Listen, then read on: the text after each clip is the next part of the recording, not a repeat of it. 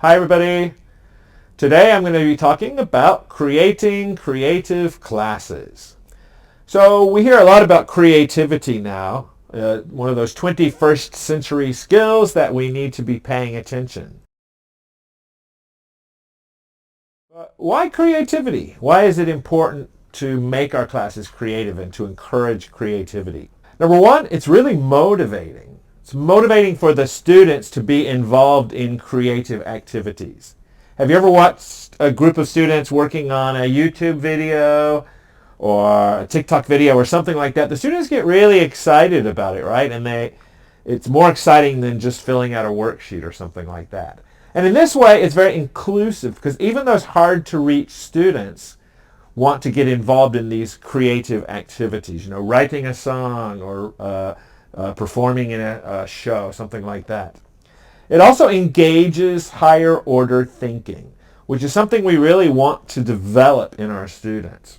So by higher order, I mean not just the memorizing and spewing forth, right? But instead really engaging them in thinking about things. How do I express something that others will find enjoyable or understandable?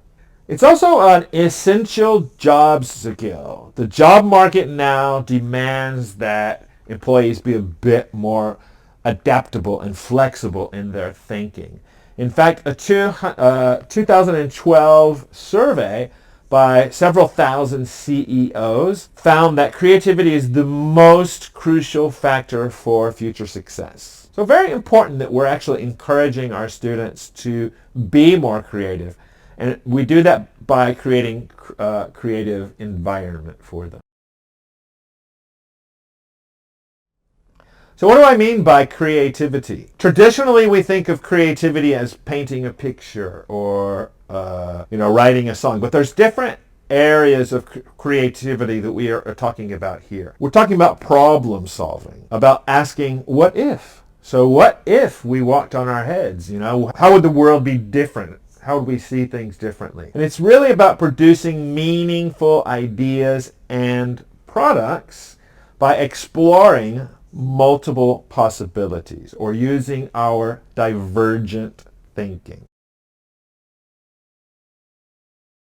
We have two ways really of looking at the world or looking at things. One is convergent thinking. In convergent thinking, there is one right answer, one possible answer. And everything moves towards that one possible answer. And a lot of our school systems are based on this kind of thinking. We use a lot of standardized testing worksheets with true, false, multiple choice, and fill in the blank, right? We're not exploring different avenues. Divergent thinking is looking for a lot of different answers or suggestions to a challenge or a problem. So we do this through projects such as game design, or we can do it through writing a story or a song or making a video or doing some art projects. So this is divergent thinking. Now, of course, we can use these two together as well. So we generate some different ideas, and then we develop these ideas and converge around a solution. So we are ultimately looking for some solutions for a good answer, but we're exploring more possibilities in order to get to that solution.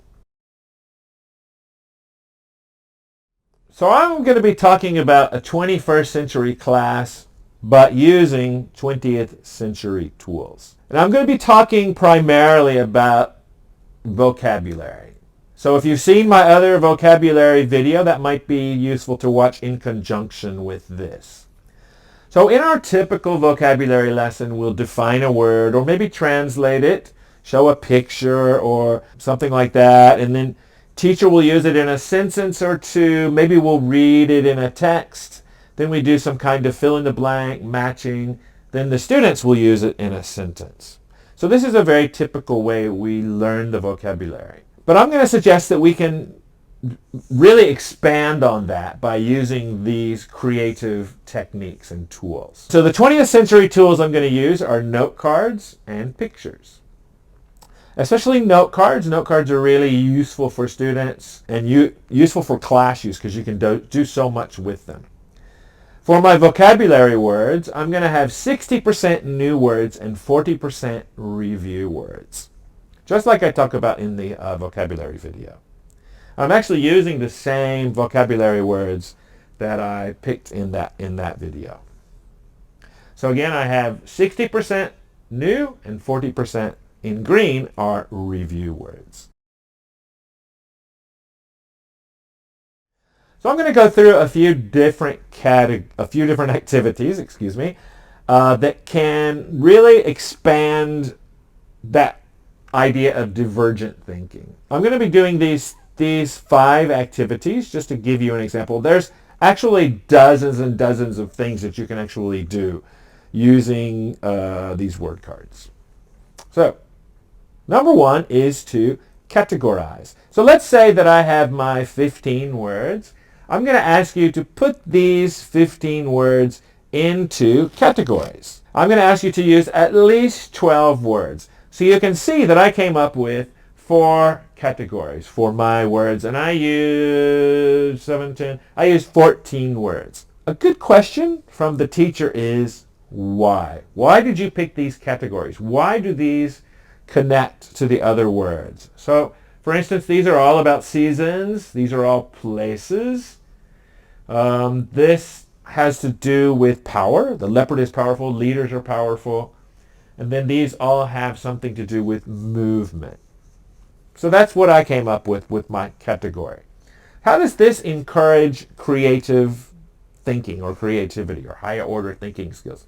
When you think about the different ways you could actually arrange all of these words, there's dozens of possibilities here. My next activity is what I call making meaning. So the students are going to create a relationship between a random word from the teacher and one of the 15 vocabulary cards that they have. So the teacher says computer. The student looks at their cards and they pick power. And the teacher says, why? The student will answer, the computer can't work without power. Okay? It's actually a different way of looking at power. So it's really deepening that understanding of the word. It's also creating new connections between that word.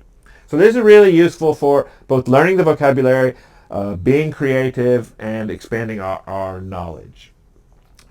An activity like this can very easily be a game, and you can actually have teams playing it. The next activity is pairing up.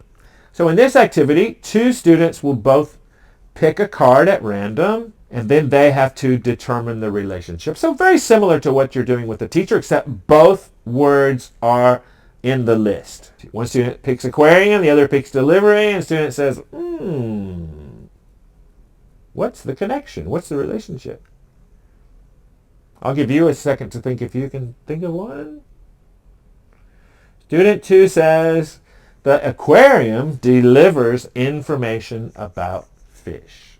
Okay, good, right? So just making some connection or relationship between these 2 words. Again, it's about divergent thinking, lots of possibilities here, and it's also about deepening the understanding of that word or those words. My next activity, we get a thumbs up. The next activity is problem solving. So the teacher's going to ask, how can we improve traffic around the school in the morning? Student picks a random card from the 15, and they pick ancient. What does the student say? We can think about what people did in ancient times. How can what people did in ancient times help with the traffic around the school? That's how they're going to solve that problem. Oh, another word, deliver. You could do it with 2 words if you want to make it more challenging. And the next one is using metaphors. So student 1 picks a card, and the student 2 picks a card, and then they're going to create a metaphor. So an aquarium is like a delivery because what? What? Okay, and then student 2 says, an aquarium is like a delivery because they both involve movement. Thumbs up. With these cards, you can do, there's an infinite number of activities that you can come up with. So those are just some recommendations that you can try out. Easy to do. Again, 20th century tools for the 21st century classroom. So what else can you try in your class? What else can you try in your class? Projects? Projects are really good. So projects can be very meaningful, can be fun, you can collaborate, give student more choice or agency, and they are definitely creative. I'm not going to go into projects in this video, but it's something to think about. Could be video projects, musical projects, art projects, all kinds of things that you can actually do.